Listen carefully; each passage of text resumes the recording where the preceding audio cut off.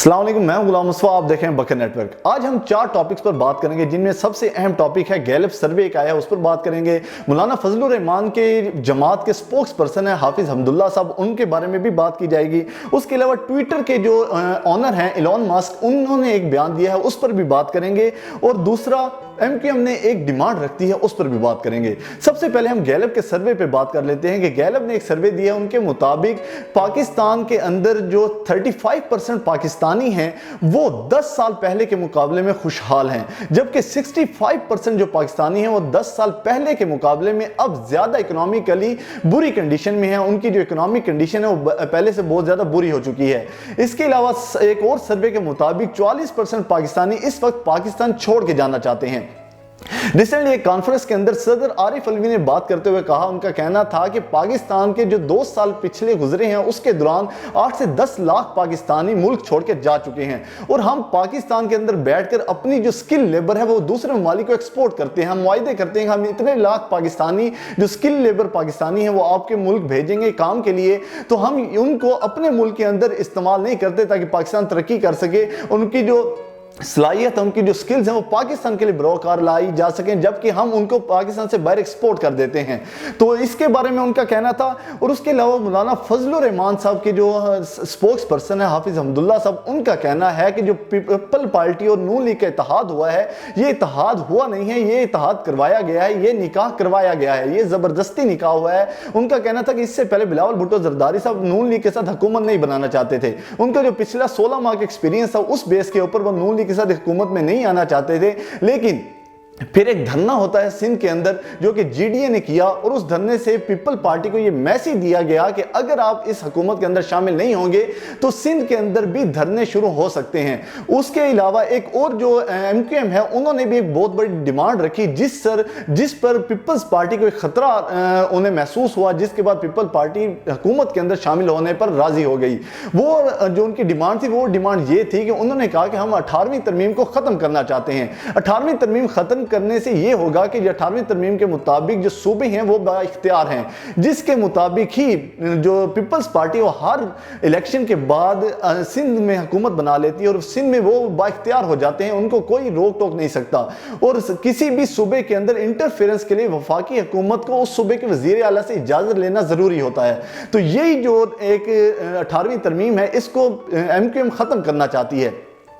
ये वो धमकी थी, इसे धमकी ही समझे, जिसके बाद जो पीपल्स पार्टी है वो हुकूमत के अंदर आने के अंदर राजी हुई, और उन्होंने नून लीग के साथ इत्तेहाद करने पर हामी भरी, और अब वो मिलकर वफाक के अंदर हुकूमत बनाने जा रहे हैं।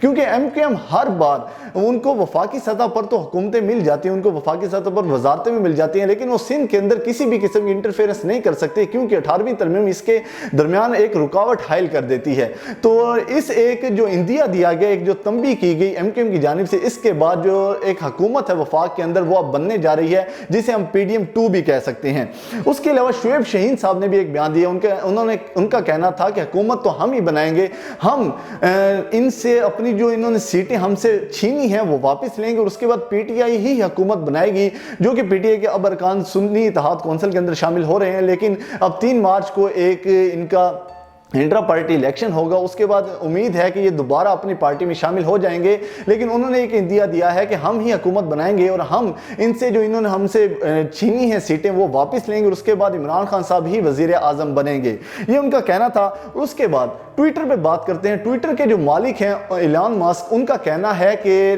पाकिस्तान के अंदर ट्विटर को हम मुकम्मल तौर पर भी बंद कर सकते हैं। अगर पाकिस्तान के PTI जो है उन्होंने यही रवैया रखा ट्विटर के साथ, क्योंकि दुनिया के अंदर पाकिस्तान वो पहला मुल्क बन चुका है जिसमें ट्विटर को बैन किया गया है। तो उनका कहना था कि अगर ट्विटर को ऐसे ही बंद रखा गया तो ट्विटर को मुकम्मल तौर पर पाकिस्तान से हम बंद कर देंगे, और बंद भी किया जा सकता है। दूसरी तरफ अगर हम देखें कि पाकिस्तान के अंदर सिर्फ एक YouTube है वो मोनेटाइज है, बाकी किसी भी सोशल मीडिया प्लेटफॉर्म को पाकिस्तान के अंदर मोनेटाइज नहीं किया जाता।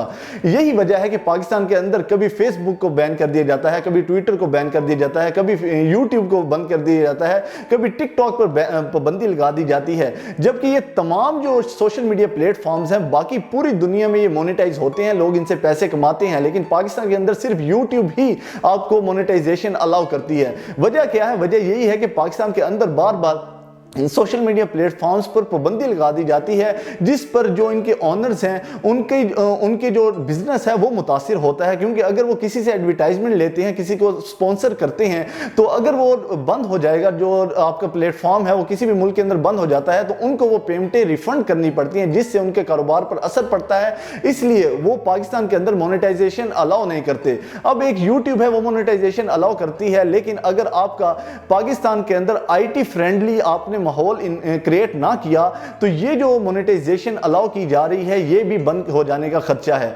तो मिलते हैं नेक्स्ट वीडियो के अंदर, तब तक के लिए अल्लाह हाफिज़।